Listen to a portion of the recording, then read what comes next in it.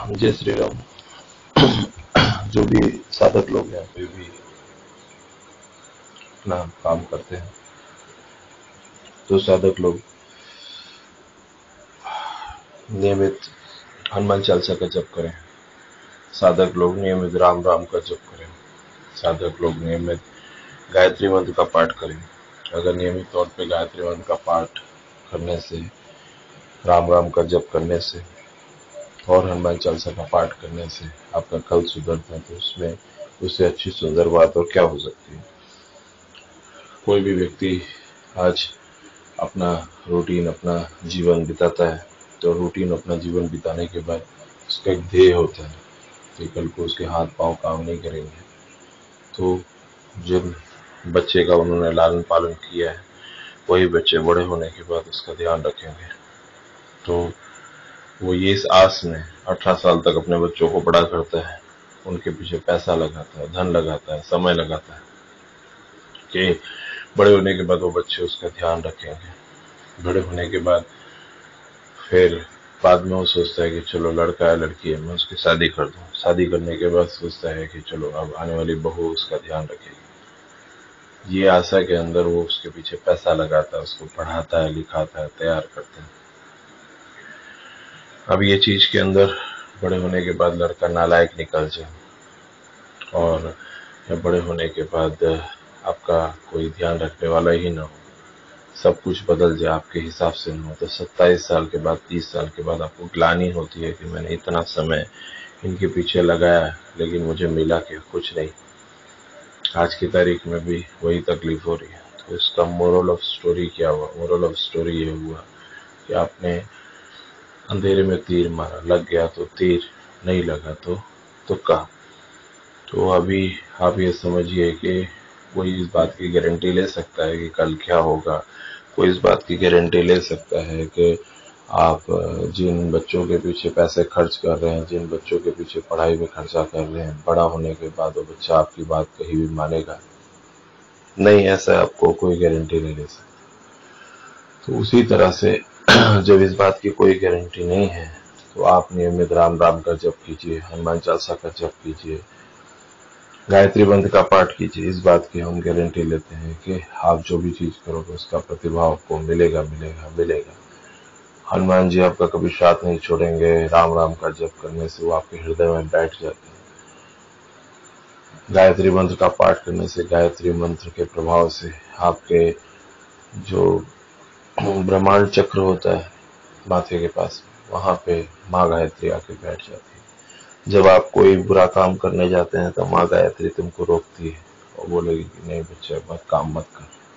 इसकी गारंटी हम लेते हैं कि आप नियमित अगर हनुमान चालीसा का जप करते हैं, नियमित आप राम राम का पाठ करते हैं, नियमित आप गायत्री का मंत्र का उपासन, गायत्री मंत्र नियमित पढ़ते हैं, तो आप जितना ज्यादा आप अपने परिवार और उनका लालन पालन में समय लगाते हैं, अपने सगे संबंधी और उन लोगों को व्हाट्सएप पे उनकी हाल चाल पूछने में समय लगाते हैं, उसका 20वां विभाग अगर आप आधा घंटे भी नियमित भगवान की इस स्तुति में लगाएंगे, तो आपको कभी ये धोखा नहीं देगा, कभी आपका ये छूटा नहीं जाएगा। जब आप मरेंगे, मृत्युशैया के ऊपर होंगे, तब भी आप ये निर्णय कर लीजिए, आप ये समझ लीजिए कि यमराज के पार्षद आपको उठाने से पहले आपके बेटे को नहीं पूछेंगे। यमराज के पार्षद आपको उठाने से पहले आपकी की हुई वसीयत के बारे में नहीं पूछेंगे। यमराज के पार्षद आपको खींचने से पहले ये नहीं पूछेंगे कि आपका बेटा कहाँ है, आपकी बेटी कहाँ है,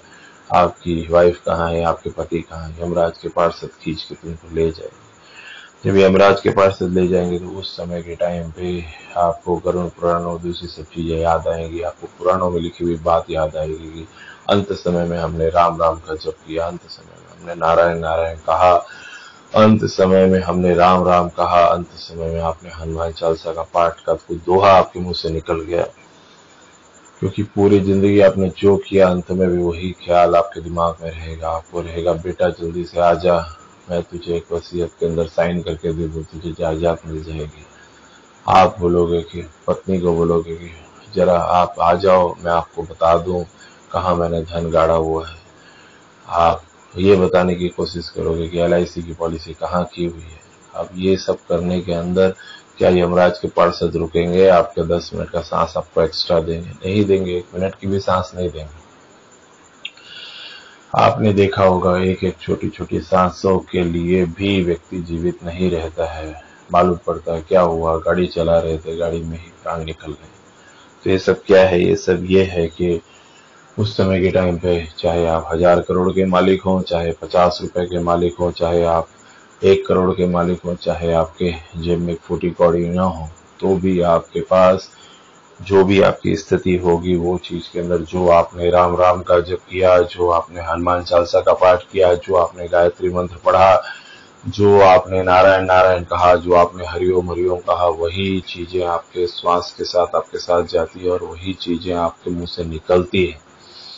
आप कितनी बार देखेंगे कि कोई जगह पे बनारस चले जाइए, मथुरा चले जाइए, अयोध्या चले जाइए, कोई भी धार्मिक स्थल पे चले जाइए, वहां पे काफी लोगों को आप देखेंगे दूर से मिलते ही कोई किसी को बोलता है राम राम, कोई बोलता है राधे राधे, कोई बोलता है जय श्री कृष्ण, कोई बोलता है हरिओम हरिओम हरिओम, कोई बोलता है नारायण नारायण नारायण नारायण। ये सब क्या है? रोज नियमित आप सुबह सुबह जब आप ये सब बोलते हैं नारायण नारायण राम राम हरे कृष्ण कृष्ण कृष्ण हरे हरे, जब आप नियमित राम राम राम राम राम राम राम राम बोलते हैं तो उसकी वजह से क्या होता है? वो आपके विचार में आपका एक स्वभाव बन जाता है, नियमित तौर पे आपके साथ वो जुड़ जाता है। और जब भी आपको समय मिलता है तो आप दुखी होते हैं, तकलीफ होते हैं, पाँव में एक कांटा गिरता है, आपके मुंह से निकलता है हाय राम हाय राम हाय राम। हाँ, आपके मुंह से तुरंत निकलता है राधे राधे राधे राधे राधे राधे, हे प्रभु हे प्रभु हे प्रभु। ये सब क्या है? ये सब आपके संस्कारों में आ जाता है। और अगर आपने यही चीज 30 साल से बेटों के लालन पालन में लगा दिए, 30 साल आपने दूसरी चीजों के लालन पालन में लगा दिए, पत्नी की सुंदरता बढ़ाने में लगा दिया, पति की सुंदरता बढ़ाने में लगा दिया, बेटे की सुंदरता बढ़ाने में लगा दिया, उसके बाद आपने सोचा कि नहीं अभी 58 की उम्र होगी तब चालू करूंगा, तो 58 की उम्र में यमराज के पार्षद आपको देखने नहीं आने वाले। यमराज के पार्षद तो घसीट के आपको ले जाएंगे। आपको लगा कि नहीं मैं कोई विशेष व्यक्ति हूं, उसके लिए अलग से मुझे लेने के लिए बैंड बाजा बारात करके आपको धीमे धीमे आपको समझाया जाएगा, बोला जाएगा, उसके बाद ले जाएंगे। नहीं, आप कितने भी विशेष व्यक्ति हो, आपका जीव जैसे निकलेगा उसी तरह से बाजू के किसान का जीव निकलेगा। आपका जीव जैसे निकलेगा उसी तरह से बाजू के किसी साधारण व्यक्ति, रोड पे पड़े भिखारी का शरीर के ऊपर से जीव निकलेगा। क्योंकि जो स्थिति होती है वो सेम होती है। लेकिन आप जो बचा सकते हैं वो अपना मन बचा सकते हैं। नियमित तौर पे श्री राम श्री राम श्री राम, राम राम नारायण नारायण बोल के उस तरह से करके अपने आप को उस चीज के अंदर नियमित तौर पे तैयार कर सकते हैं। और अगर आपने ये चीज की तो आपको अंदर से लगेगा कि नहीं मैंने 30 साल के दौरान आपने बहुत कुछ कर लिया। आप करोगे तो आपको उसका फल मिलेगा, नहीं करोगे तो आपका मन दूसरी दिशा में ही लगा रहेगा। दूसरी दिशा में लगा रहने के बाद आपको अंत समय में भी वही ख्याल रहेगा। एक बार एक साधु महाराज थे। साधु महाराज ने 100 वर्ष तक तपस्या की, बहुत अपना मन को तटस्थ रखा और उसके बाद उन्होंने नदी के किनारे बहुत अच्छा आश्रम के सेवक थे, सब लोग थे, और उनको 100 साल की आयु के बाद उनको उनका शरीर त्यागना था। उसके बाद एक दिन कोई हिरन का बच्चा था, वो हिरन का बच्चा वहां से गुजर रहा था, तो इतने में कोई शेर उसके पीछे पड़ा था। हिरन के बच्चे आश्रम के उधर आसपास आ गया, वो अंदर चला गया। तो ऋषि मुनि ने उसका ध्यान रख लिया। उसके बाद वो जो शेर चला गया तो ऋषि ने हिरन के बच्चे का ध्यान रखना चालू किया। 1 साल के बाद ऋषि जब मरने लगे तो उन्होंने शिष्यों को कहा कि ये हिरन के बच्चे का ध्यान रखना, मेरे जाने के बाद भी इसके खाने पीने का पूरा प्रबंध रखना, देखना शेर उसे खा ना जाए। कहानी बहुत रोचक है, आप ध्यान से सुनिए। जब ऐसा कहा तो उसके बाद क्या हुआ, उसके जो उन्होंने शरीर त्यागा तो उसके बाद दूसरे जन्म में उन्होंने हिरन के रूप में जन्म लिया और वो हिरन के बच्चे का वो ध्यान रखने लगे। फिर उसके बाद 7 साल के बाद फिर वो हिरन के रूप में उन्होंने पुनर्जन्म जो लिया साधु ने, वो मर गए। तो जब फिर वैकुंठ गए तो उन्होंने बोला, प्रभु मैंने तो 100 साल आपकी स्तुति की, 100 साल आपका ध्यान रखा, फिर क्या हुआ कि मुझे फिर हिरण का आपने जन्म दिया? मैंने तो 100 साल सिर्फ आपकी स्तुति की। तो उन्होंने कहा कि जब लास्ट में जब आपका मृत्यु हो रहा था, जब आपने शरीर त्यागा, तो उस समय के टाइम पे आपका इसमें जीव था कि हिरण के बच्चे का मेरे बाद ध्यान क्यों कौन रखेगा? आपको ये नहीं था कि भगवान जो है, जिन्होंने हिरण के बच्चे को भेजा, वो खुद ही उसका ध्यान रख लेंगे, मुझे चिंता करने की क्या जरूरत है? पर तुमने ये सोचा कि तुम्हारा हिरण का बच्चे का ध्यान कौन रखेगा, तुम्हारा हिरण में मन रह गया, तुम्हें ये नहीं रहा कि मैं शरीर त्याग रहा हूं। तो वो चीज के अंदर वो बात रह गई, और इसकी वजह से तुमने जब तक हिरण का ध्यान रखने का चक्र पूरा नहीं किया, तब तक जीव आपका उसी में रहा, और उसके बाद आपने हिरण के रूप में जन्म लिया, उसका ध्यान रख के जब वो हिरण का बच्चा मरा, तब इधर तुमने जीव छोड़ा, तब तुम्हारी आखिरी इच्छा भी पूरी हो गई। समझ रहे हैं आप? तो ये जो चीज है, ये चीज व्यक्ति के जीव के साथ जुड़ी रहती है, व्यक्ति के जीव के साथ चली जाती है। इसी को चेतना कहते हैं, इसी को मन की स्थिति कहते हैं।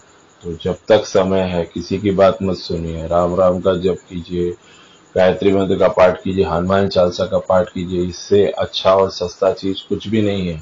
इसमें कौन सा पैसा जाने वाला है? कुछ नहीं है। एक पानी का गिलास लीजिए, पीजिए, गला सूखेगा और कुछ भी नहीं होगा। मन उसमें लगेगा आपका, 2-4 दिन 5 दिन बुरा लगेगा, 10 दिन बुरा लगेगा, धीरे धीरे करके आपको अच्छा लगने लगेगा। अंदर भगवान आके बैठ जाते हैं। जो लोग करते हैं उनको मालूम है, जो नहीं करते उनको आप समझा भी नहीं सकते।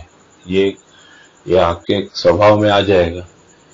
लड़के बच्चे दूसरे सब लोग आज है कल नहीं है, कोई भी व्यक्ति आपका फायदा उठा के आप चला जाएगा, लेकिन ये चीज का कोई अनुभव या कोई फायदा आपको तब मिलेगा जब आप नियमित भगवान का जप और ये सब करते रहेंगे।